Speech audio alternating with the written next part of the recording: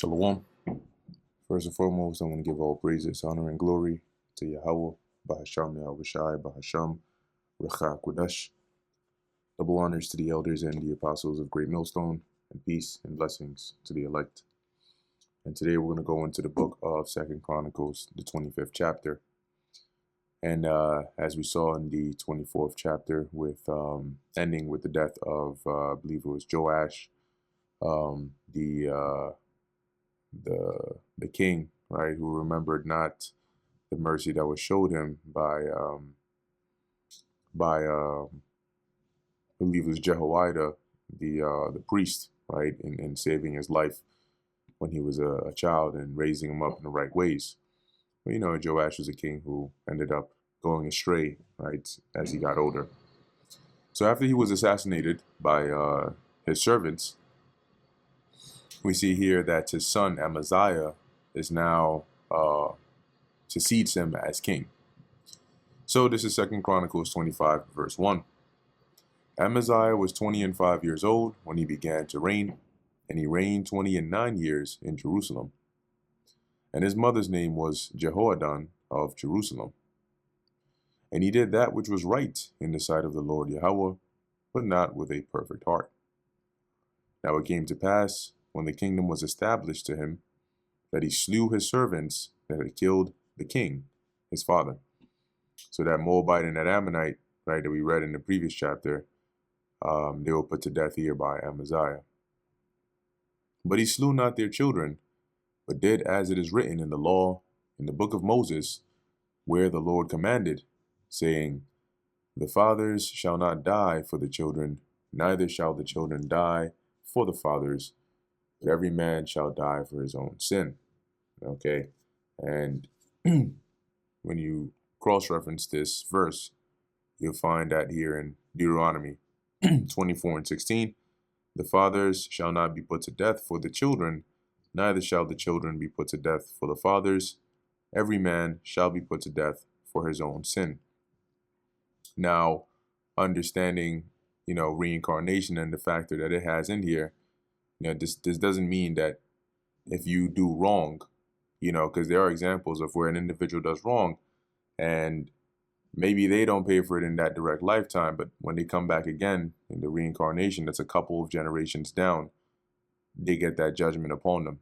All right. So your direct son, obviously, is not going to be you coming back in the reincarnation. So that would be a different spirit if the Lord was to impute your wickedness upon them. Okay. But long story short, this is the law that Amaziah referenced or deferred to in saving alive the children of the servants that slew his father. Verse 5, Moreover, Amaziah gathered Judah together and made them captains over thousands and captains over hundreds, according to the houses of their fathers, throughout all Judah and Benjamin. And he numbered them from 20 years old and above, and found them 300,000 choice men, able to go forth to war, that could handle spear and shield. He hired also 100,000 mighty men of valor out of Israel for 100 talents of silver, which is a lot. So he had a certain amount from Judah and Benjamin, and then he hired a few, or 100,000 from Israel. But there came a man of God to him, saying, O king, let not the army of Israel go with thee. For the Lord Yahweh is not with Israel, to wit, with all the children of Ephraim. So remember, a lot of the northern kings were wicked. So the Lord and a lot of the Israelites in the northern kingdom were going off. So the Lord here was saying, don't join yourself to them. Don't get help from them. Don't let their men go with your men, because the Lord is not with them. But if thou wilt go, do it. Be strong for the battle. God shall make thee fall before the enemy, for God hath power to help and to cast down. Now, when you read this in a different translation, in the NLT, it says, if you let them go with you, with your troops into battle, you will be defeated by the enemy, no matter how well you fight. God will overthrow you, for he has the power to help you or to trip you up. All right.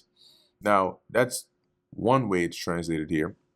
Um, and in NKJV, it says, "But if you go, be gone, be strong in battle. Even so, God shall make you fall before the enemy, for God has power to help and to overthrow." So do not go and fight with them as your allies, because the Lord is not dealing with them and you don't need them. And Amaziah said to the man of God, "But what shall we do for the 100 talents which I have given to the army of Israel?" And the man of God answered, "The Lord Yahweh is able to give thee much more than this." Then Amaziah separated them, to wit, the army that was come to him out of Ephraim, to go home again. Wherefore their anger was greatly kindled against Judah, and they returned home in great anger. So they were upset. It's like being deployed. They tell your ass now to take your ass back home. They were ready. And Amaziah strengthened himself and led forth his people and went to the valley of Salt, which is the right around the Dead Sea, and smote of the children of Seir 10,000, i.e. the Edomites, and other 10,000 left alive. The children of Judah left alive did the children of Judah carry away captive, and brought them onto the top of the rock, and cast them down from the top of the rock, that they all were broken in pieces. So they basically took Edomites to the high point, started pushing them off. Oh shoot. But the soldiers of the army which Amaziah sent back, the northern kingdom, the Ephraimites, or from Ephraim, that they should not go with them or with him to battle, fell upon the cities of Judah, from Samaria even unto Beth Horon, and smote 3,000 of them, and took much spoil. So they were so mad, they just took their anger out. Instead of returning back, they decided to attack some of the cities here of Judah. Now it came to pass after that Amaziah was come from the slaughter of the Edomites, that he brought the gods of the children of Seir, and set them up to be his gods, and bowed down himself before them, and burned incense unto them. Wherefore the anger of the Lord Yahweh was kindled against Amaziah, and he sent unto him a prophet, which said unto him, Why hast thou sought after the gods of the people, which could not deliver their own people out of their hand? You went and slew these people, and the gods they serve clearly didn't stand a chance against you slaying them, and you thought that it would make sense for you to serve those gods? If those gods could do anything, they would have at least delivered their people from your hands, no? And it came to pass, as he talked with him, that the king said unto him, Hey, art thou made of the king's counsel? I didn't think so. Forbear. So, in other words, you coming out here telling me what I can and cannot do, why I did this, you questioning me. Are you part of my counsel? All right, so be quiet. Why shouldest thou be smitten? Then the prophet forbare, and said, I know that God hath determined to destroy thee, because thou hast done this, and hast not hearkened unto my counsel. So, as the prophet is admonishing the king, he basically tells him to hold his peace, lest he should keep talking and be put to death. And the prophet said, all right, you got it, I'll leave. But, your response here has showed me that the Most High is planning to destroy you. That's why he's making sure that you're not hearkening to what I'm saying to you. Then Amaziah, king of Judah, took advice, which was counsel, though wicked counsel, and sent to Joash, the son of Jehoahaz, the son of Jehu, king of Israel, saying, Come, let us see one another in the face. And what it means is let us meet face to face, as in go head to head, not let's have a picnic. And Joash, king of Israel, sent to Amaziah, king of Judah, saying, The thistle that was in Lebanon sent to the cedar that was in Lebanon, saying, Give thy daughter to my son to wife. And there passed by a wild beast that was in Lebanon, and trode down the thistle. Thou sayest, Lo, thou hast smitten the Edomites, and thine heart lifteth thee up to boast. Abide now at home. Why shouldest thou meddle to thine hurt, that thou shouldest fall, even thou and Judah with thee? So um, Joash here is saying, look, bro, don't go get your head gassed up. That was the whole point of that analogy, to say you ain't get your head gassed up because you were able to just go and smite some Edomites, and now you're feeling like you're the man, and now you're feeling so high and mighty that you're about to get yourself and the rest of Judah in trouble. Chill out, man. You don't want this smoke. um, and let me see here. Yeah, it's the same thing here. And we went over this also in the Book of Kings as well. But once again, right, he got his head gassed up, and so he said, "All right, I'm gonna come up against Joash." But Amaziah would not hear, for it came of God that he might deliver them into the hand of their enemies, because they sought after the gods of Edom. So the Most High hardened Amaziah's heart to where um, he wouldn't take heed to what was said, and still said, nah, we gonna come and fight you. So Joash the king of Israel went up, and they saw one another in the face, both he and Amaziah king of Judah, at Beth Shemesh, which belongeth to Judah. So that's where they met. And it wasn't just one king and another king. They came with their armies, of course. And Judah was put to the worst before Israel, and they fled every man to his tent. So they got beat. And Joash the king took Amaziah king of Judah, the son of Joash, different Joashes here, the son of Jehoahaz, at Beth Shemesh, and brought him to Jerusalem, and brake down the wall of Jerusalem from the gate of Ephraim to the corner gate, 400 cubits.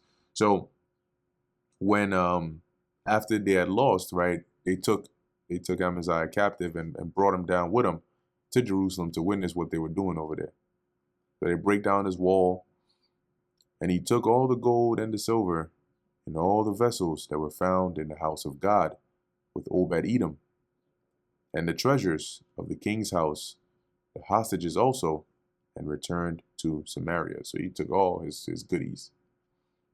And Amaziah the son of Joash, king of Judah, lived after the death of Joash, son of Jehoahaz, king of Israel, 15 years. Now the rest of the acts of Amaziah, first and last, behold, are they not written in the book of the kings of Judah and Israel?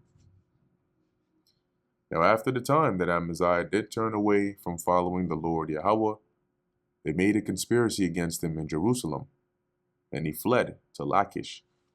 So after this battle with Joash of the northern kingdom, he lost. And he bore witness to all his stuff being taken. But he ends up, continuing to rule. They didn't kill him. And so in the process of time, Joash of the northern kingdom, he dies, and Amaziah continues to reign. But at some point in time, the Spirit came upon some individuals to conspire against Amaziah. And when he found out, he fled to Lachish, but they sent people over there to go get his ass. So it says they sent to Lachish after him and slew him there. Now remember, oftentimes in these settings, conspiracies they're like spider webs that you don't see, and as you run from one, you run into another. So they have people in agreement with them in different areas. So they were able to get him over there in Lachish. And they brought him upon horses and buried him with his fathers in the city of Judah. And that brings us to the end of the book of 2 Chronicles, the 25th chapter. As we see here, the reign of Amaziah, who is a fruit that doesn't fall too far from the tree of his father, in following the ways of the Lord in the beginning of his reign, but deviating to the end. So, Lord willing, this is edifying to the elect. In closing, I want to give all praises, honor, and glory to Yahweh, Bahasham, Yahweh Shai, Bahasham, Recha Kodash. And until next time, Shalom.